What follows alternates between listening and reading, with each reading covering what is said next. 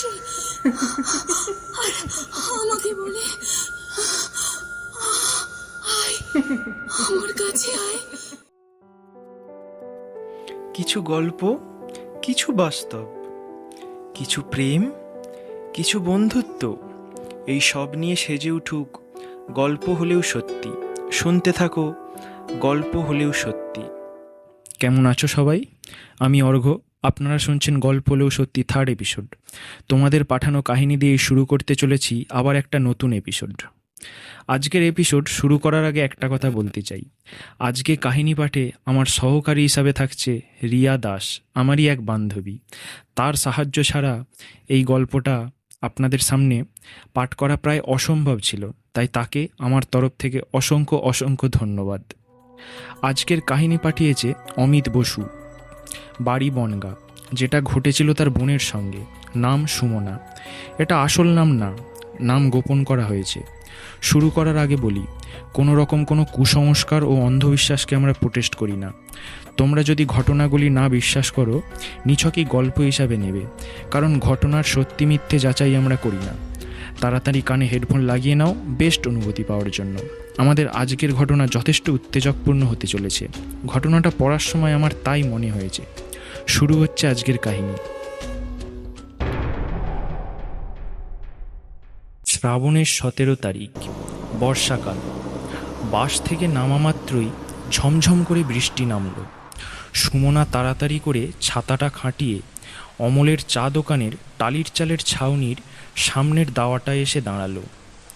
সুমনা কলেজের প্রথম বর্ষের কলা বিভাগের ছাত্রী, বুদ্ধিমতী, পড়াশোনায় চমৎকার। বাবা অনেক দিন আগেই মারা গেছে ক্যান্সারে আক্রান্ত হয়ে। বাড়িতে মা মালতী দেবী ও দাদা অমিত থাকে। রোজ 78D বাস ধরে ব্লক মার্কেটে নেমে 10 মিনিট হেঁটে কলেজ থেকে বাড়ি যায়। সেদিন বৃষ্টি থামতে একটু বেশিই দেরি হয়ে গেল, তাই যখন সে চায়ের দোকানের ছাউনি থেকে বেরোলো তখন প্রায় সন্ধ্যা হয়ে এসেছে। সে পুরোপুরি সন্ধে হওয়ার আগে বাড়িতে পৌঁছাতে চায়, কারণ এই 10 মিনিটের হাঁটা পথে তাকে একটা শ্মশানের পাশ দিয়ে যেতে হয়। তাই সে তাড়াতাড়ি হাঁটছে। শ্মশানের সামনেটায় এসে সে থমকে দাঁড়ালো। সে এক দৃষ্টে মাটির দিকে তাকিয়ে আছে। ঠিক শ্মশানে ঢোকবার রাস্তায় মাঝখানে কি যেন একটা পড়ে আছে, অন্ধকারেও চকচক করছে। সে তাড়াতাড়ি সেটা কুড়িয়ে নিয়ে বাড়ি গেল। বাড়ি ঢুকেই দেখল যে মা রান্নাঘরে এবং অমিত চেয়ারে বসে মোবাইল ঘাঁটছে। অমিতের কথা একটু বলে রাখি, পেশায় ইঞ্জিনিয়ার, বয়স 25, একটা প্রাইভেট কোম্পানিতে জব করে। বাবা মারা যাওয়ার পর সংসারের সব দায়িত্ব তার ওপর। কিরে, আজ বাড়ি ফিরতে এত দেরি হলো? আর বলিস না, বাস থেকে নামলাম, অমনি দেখি বৃষ্টি শুরু হয়ে গেল। তাই ওই অমলদার দোকানে একটু দাঁড়িয়েছিলাম। কেন, ছাতা নিয়ে যাসনি? হ্যাঁ, নিয়ে গিয়েছিলাম, কিন্তু বৃষ্টিটা এতই জোরে হচ্ছিল যে ছাতা নিয়ে বেরোলেও ভিজে যেতাম। তাই ভাবলাম একটু দাঁড়িয়েই যাই। ঠিক আছে, মা অনেকক্ষণ থেকে চিন্তা করছিল, যা মায়ের সঙ্গে দেখা করে আয়। সুমনা মায়ের সঙ্গে দেখা করে ফ্রেশ হয়ে নিজের রুমে গেল। এবার সে ব্যাগ থেকে সেই জিনিসটা বার করলো, যেটা সে কিছুক্ষণ আগে কুড়িয়ে পেয়েছে। আলো জেলে ভালো করে সে দেখল, একটা সোনার আংটি। একটা পাথর বসানো আছে, যার মধ্যে খোদাই করে ডি লেখা আছে। আংটিটার গায়ে বৃষ্টির জন্য কাদা লেগে আছে। সেটা পরিষ্কার করে একবার সে আঙুলে গলিয়ে দেখল, একদম ঠিকঠাক। সেটা খুলে আবার যথাস্থানে রেখে দিল। তারপর সে পড়তে বসলো। এই সুমনা, 10টা বাজে, ডিনার করবি আয়। সুমনা, উফ, এই মেয়েটা যে কি করে না। আরে ওই, এই সুমনা, হ্যাঁ হ্যাঁ দাদা, আসছি। তাড়াতাড়ি আয়। তারা সবাই একসঙ্গে খেতে বসলো। খাবার টেবিলে বসে সুমনা বড্ড অন্যমনস্ক ছিল। তার মন পড়েছিল সেই আংটিটার দিকে। সে ভাবছিল এটার ব্যাপারে সে দাদাকে বলবে নাকি বলবে না। দাদার ডাকে তার হুঁশ ফিরল। এই সুমনা, খাচ্ছিস না কেন? কি হয়েছে বলতো তোর? বাড়িতে এসে থেকে দেখছি কেমন একটা অন্যমনস্ক তুই। কিছু হয়েছে? হুম হুম হুম আরে কি তখন থেকে করছিস? বলি কিছু হয়েছে? হ্যাঁ, কই কিছু না তো। কিছু না তো খাচ্ছিস না কেন? হুম, খাচ্ছি, এই তো খেয়ে নিচ্ছি। দুজনের মধ্যে আর কোনো কথা হলো না। সুমনা খেয়ে দিয়ে নিজের রুমে চলে গেল। সেদিন সে আংটিটার কথা বাড়ির কাউকে বলল না। শোয়ার আগে সে আংটিটা একবার পরল এবং আলো নিভিয়ে শুয়ে পড়ল। বাড়িতে মোট 3টে রুম। সুমনার রুমটা ছিল রাস্তার দিকে। রাতে আবার বৃষ্টি নামলো, সেই সঙ্গে ঘন ঘন বাজ পড়তে লাগলো, বিদ্যুৎ চমকাতে লাগলো। মাঝরাত 2টো কি 2:30টা হবে। সবার ঘুমটা ভাঙলো সুমনার চিৎকারে। মা, দাদা, মা, তাড়াতাড়ি এসো। অমিত ও তার মা দৌড়ে গেল সুমনার ঘরের দিকে। তাড়াতাড়ি দরজা খুলে, কি রে সুমনা, কি হয়েছে? চিৎকার করছিস কেন? সুমনা তখনও কেঁদে চলেছে। মানে কই কই কই কই কোথায়? সুমনা জানালার দিকে হাত দেখালো। অমিত ছুটে জানালার কাছে গেল। কিছুক্ষণ জানালার বাইরে দেখলো, কই এখানে কেউ তো নেই।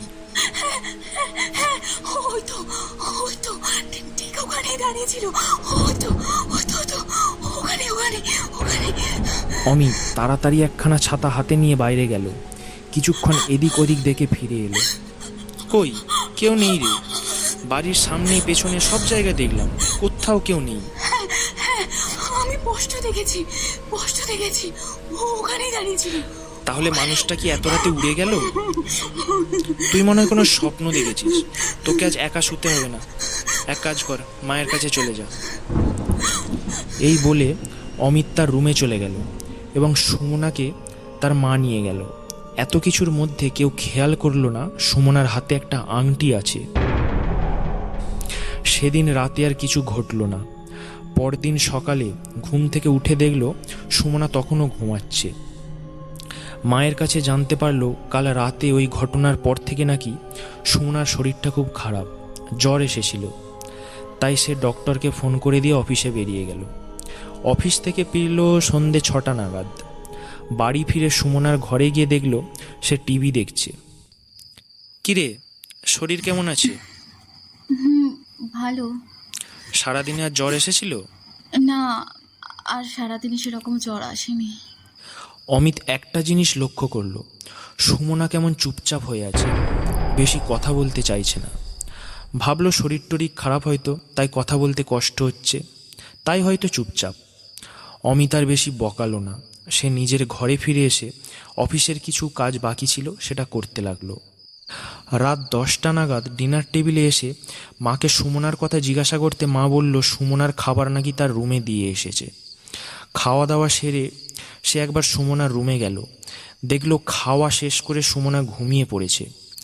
অমিত নিজের রুমে এলো, একটা সিগারেট ধরালো, এদিক ওদিক একটু পায়চারি করে শুয়ে পড়ল। সেদিন রাতেও ঝমঝম করে বৃষ্টি নামলো, মাঝে মাঝে বিদ্যুৎ চমকাচ্ছে।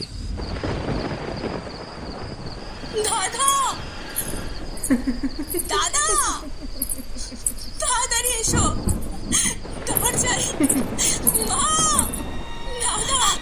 অমিত তাড়াতাড়ি উঠে দেখলো 2টো বাজে। সে এক নিঃশ্বাসে সুমনার রুমের দিকে ছুটে গেল।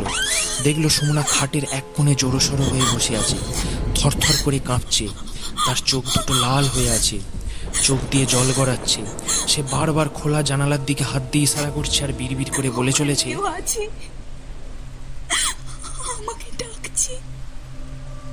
অমিত তাড়াতাড়ি একটা টর্চ আর একটা ছাতা নিয়ে বাইরের দিকে গেল। আস্তে আস্তে বাড়ির বাইরে পা রাখল। বাড়ির চারপাশ ঘুরেও কাউকে দেখতে পেল না। সে ভেতরে এসে সুমনাকে জড়িয়ে ধরল। দেখলো জ্বরে তার গা পুড়ে যাচ্ছে। অমিত তাড়াতাড়ি মোবাইলটা নিয়ে ডক্টরকে ফোন করলো।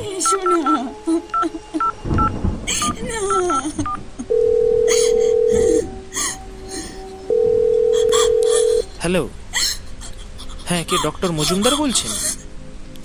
বলছিলাম বোনের জ্বরটা অস্বাভাবিকভাবে হঠাৎ বেড়েছে, কাইন্ডলি আপনি যদি একটু আসেন। হ্যাঁ হ্যাঁ, আমি বুঝতে পারছি, এত রাতে এত বৃষ্টির মধ্যে আপনার অসুবিধা হবে। হ্যাঁ, তবুও যদি না খুব এমার্জেন্সি না হলে আপনাকে ফোন করতাম না এত রাতে। আচ্ছা আচ্ছা, ঠিক আছে, আসুন। Thank you very much. ফোনটা রাখার পর সে সুমনার কাছে গিয়ে তাকে জড়িয়ে ধরল। ভয় পাস না বোন, দেখ দেখ আমার দিকে, এই তো আমরা সবাই আছি। চোখ খুল, চোখ খুলে তাকা, দেখ কেউ নেই ওখানে, কেউ নেই। সুমনা তখনও আস্তে আস্তে ফুঁপিয়ে কেঁদে চলেছে, আর সেই একই কথা বলছে, ওখানে ওখানে কেউ আছে, ওখানে আছে, হ্যাঁ আছে, ওখানে কেউ আছে।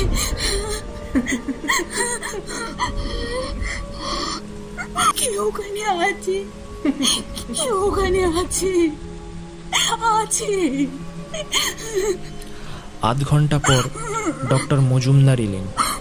অনেকক্ষণ ধরে সুমনাকে চেক আপ করে একটা ঘুমের ইঞ্জেকশন দিয়ে গেলেন। বলে গেলেন যে কোনো জিনিস থেকে ভীষণভাবে শক খেয়েছে, কদিন একদম রেস্টে থাকতে।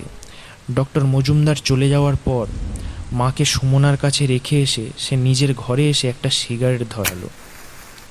এদিক ওদিক পায়চারি করতে করতে সমস্ত ঘটনা ভাবতে লাগলো। সেই রাতে কারোরই ঠিকমতো ঘুম হলো না। পরের দিন অমিত অফিস ছুটি নিল। সকালবেলা টেবিলে বসে চা খাচ্ছে, দেখল সুমনা ঘুম থেকে উঠে আসছে। আজ আকাশটা সকাল থেকেই মেঘলা, মাঝে মাঝে টিপটিপ করে বৃষ্টি পড়ছে। কিরে, শরীর কেমন আছে? এখন একটু ভালো আছি, জ্বর নেই এখন। ভালো। শোন, কদিন কলেজ টিউশন সব বন্ধ রাখ, কদিন একদম রেস্ট নে। পুরোপুরি সুস্থ না হয়ে ওঠে পর্যন্ত বাইরে যাবি না, শুনেছিস? কিন্তু দাদা। কোনো কিন্তু না, চুপচাপ ঘরে থাকবি। এই সব কথাবার্তার মাঝে অমিতের নজর পড়ল সুমনার হাতের আঙুলের দিকে। হ্যাঁ রে সুমনা, আঙুলে তুই ওটা কি পড়েছিস? সোনার আংটি। মানে সোনার আংটি তুই কোথায় পেলি? তোর তো কোনো সোনার আংটি নেই। তোকে একটা হার গড়িয়ে দিয়েছিলাম মনে আছে, কিন্তু আংটি তো করে দিইনি। আরে না না, সেদিন ওই অমলদার দোকানে দাঁড়িয়েছিলাম, তাই ওই আসতে দেরি হলো না। সেদিন ফেরার সময় ওই ওই যে আমাদের ওখানে শ্মশানের রাস্তা আছে, ওখান থেকে কুড়িয়ে পেলাম। প্রথমে বুঝতে পারিনি যে এটা সোনা বলে, তারপর বাড়িতে এসে ভালো করে দেখলাম, বুঝতে পারলাম এটা সোনার আংটি। বাবা, তোর যে দেখছি বৃহস্পতি একদম তুঙ্গে আছে। আমরা রাস্তায় এত চলাফেরা করি, কোনোদিন 10 টাকাও কপালে জোটেনি, আর তুই একেবারে আস্ত একটা সোনার আংটি কুড়িয়ে ফেললি। যাই হোক, আমি একটু বাজারের দিকে যাই। সেদিন সারাদিন আর কিছু ঘটল না। সারাদিন মাঝে মধ্যে টুপটাপ বৃষ্টি হলো। সন্ধ্যা হতেই সুমনার আবার জ্বর উঠল। ওষুধ খাওয়াতে জ্বরটা একটু হালকা হলো। সেদিন রাতেও সেই একই ঘটনা, যেমনটা ঠিক আগের রাতে ঘটেছিল। সকালবেলা অমিত অফিসে ফোন করে বেশ কিছুদিনের জন্য ছুটি লিখিয়ে নিল।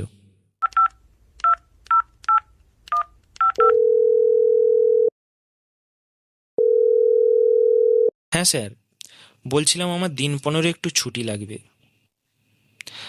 না না স্যার, বোনের শরীরটা হঠাৎ খুব খারাপ হয়েছে, একটু সুস্থ হয়ে গেলেই আমি জয়েন করব।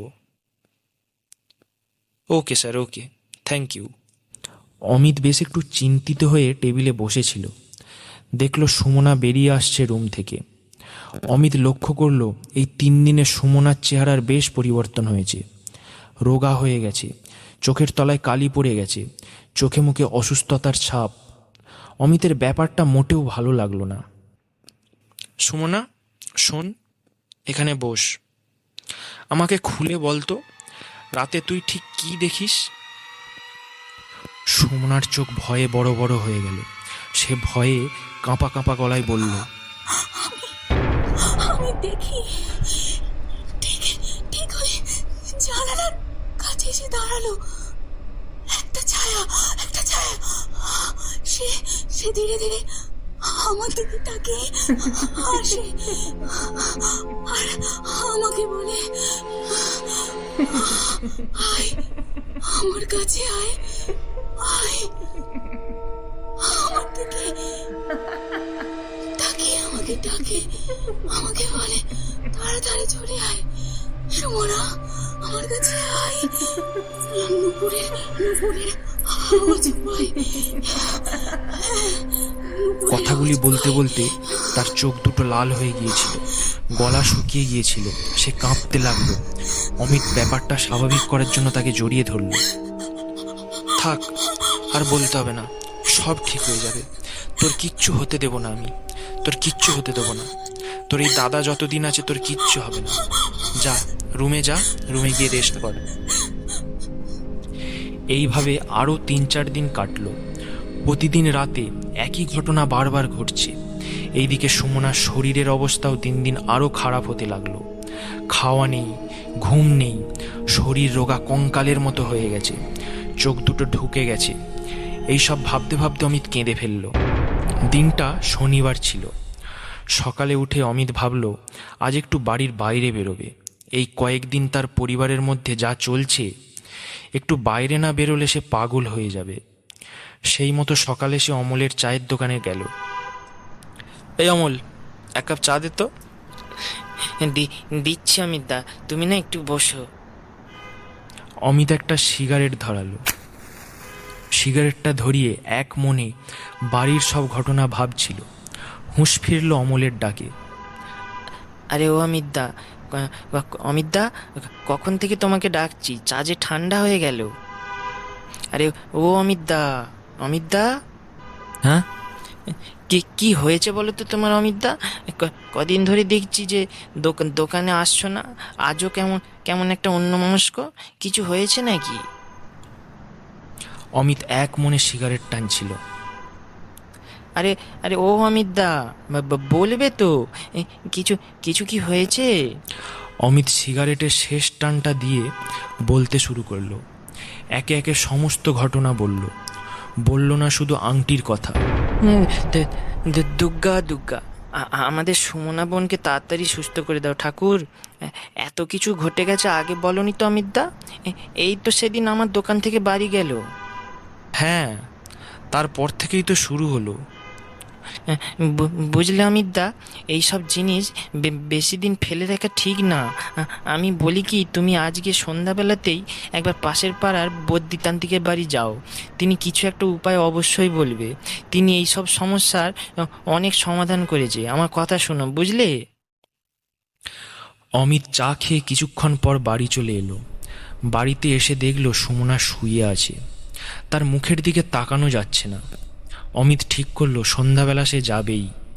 সেই মতো সন্ধ্যা হতেই সে বদ্যিতান্ত্রিকের বাড়ি গেল। গিয়ে দেখলো ঠাকুরমশাই আরতি করছে। আরতি শেষ হওয়া পর্যন্ত সে অপেক্ষা করলো।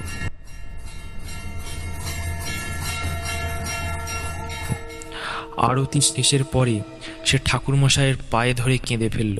ঠাকুরমশাই, আপনি আমার বোনটাকে বাঁচান। ঠাকুরমশাই, ঠাকুরমশাই, আমার বোনটা যে ধীরে ধীরে শেষ হয়ে যাচ্ছে। ঠাকুরমশাই, ঠাকুরমশাই, আপনিই একমাত্র আছেন যে আমার বোনটাকে বাঁচাতে পারেন। ঠাকুরমশাই, আপনি বাঁচান আমার বোনটাকে। দোহাই আপনার পায়ে পড়ি ঠাকুরমশাই। আরে ওঠ ওঠ, আগে শান্ত হয়ে বস দেখিনি, তারপর না হয় তোর সব কথা শুনবো। বদ্যিতান্ত্রিক অমিতকে তুলে একটি চেয়ারে বসালো। এবার বল কি হয়েছে, আমি কিভাবে তোকে সাহায্য করতে পারি। কোনো ঘটনা বাদ দিবি না, শুরু থেকে শেষ পর্যন্ত সব বলবি। অমিত বলতে শুরু করলো। কলেজ থেকে ফেরার সময় আংটি কুড়োনো থেকে শুরু করে আগের দিন রাত পর্যন্ত যা যা ঘটেছিল সব কিছু শোনার পর বদ্যিতান্ত্রিক একবার অমিতের দিকে তাকালো। সবই বুঝলাম, এখন তুই বাড়ি যা, বাড়ি চলে যাও। আজ রাত 10টার সময় তুই আংটিটা নিয়ে আমার এখানে আসিস। ঠিক রাত 10টা, মনে রাখিস। কিন্তু ঠাকুরমশাই, এসবের সঙ্গে আংটির কি সম্পর্ক? যা বললাম তাই কর।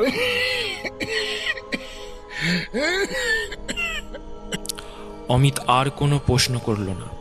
সে ঠাকুরমশাইকে প্রণাম করে বাড়ি চলে এলো। কথা মতো ঠিক রাত 10টায় অমিত আংটি নিয়ে হাজির হলো।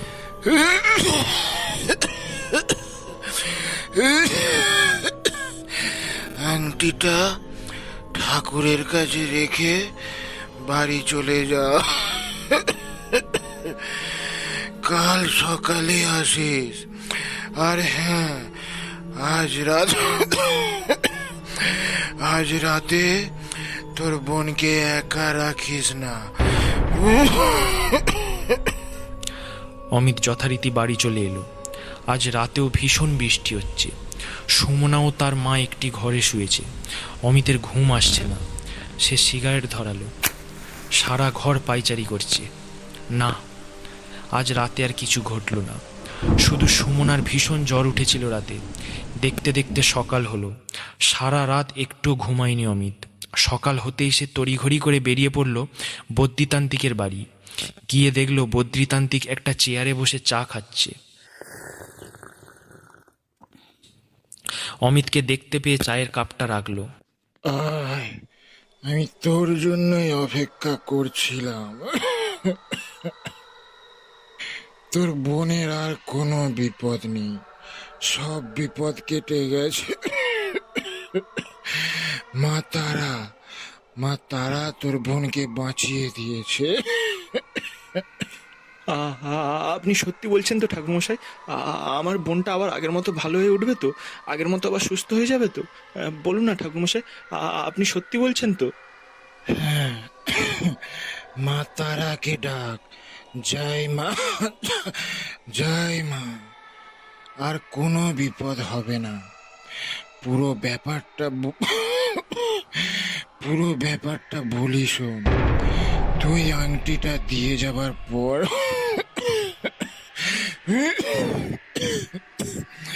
আমি গণনায় বসলাম। গণনা করে জানতে পারি ওই আংটিটা হলো একটি নববিবাহিতা স্ত্রীর, যার নামের প্রথম অক্ষর সম্ভবত ডি,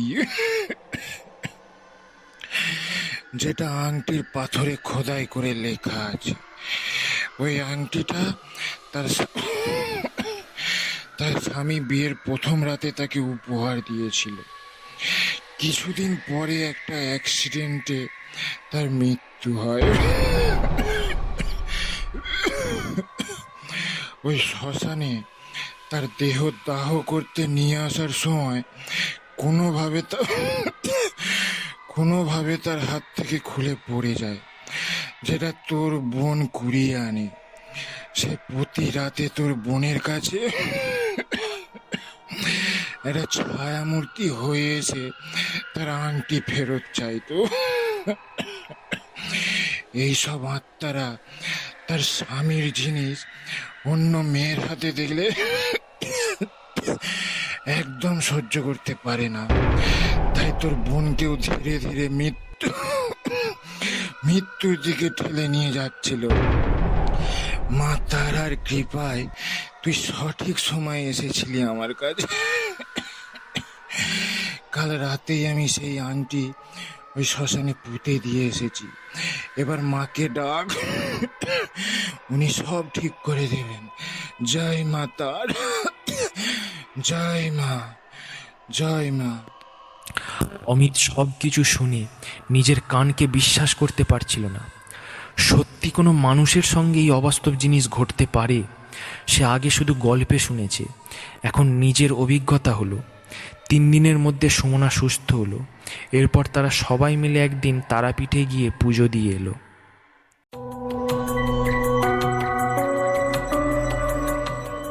আপনারা এতক্ষণ শুনছিলেন অমিতের পাঠানো বাস্তব কাহিনী ছায়ামূর্তি। আশা করি ভালো লেগেছে। ভালো লাগলে লাইক করবেন এবং চ্যানেলটা সাবস্ক্রাইব করবেন। আরও একটা রোমাঞ্চকর কাহিনী নিয়ে হাজির হব আগামীকাল ঠিক রাত 10টায়।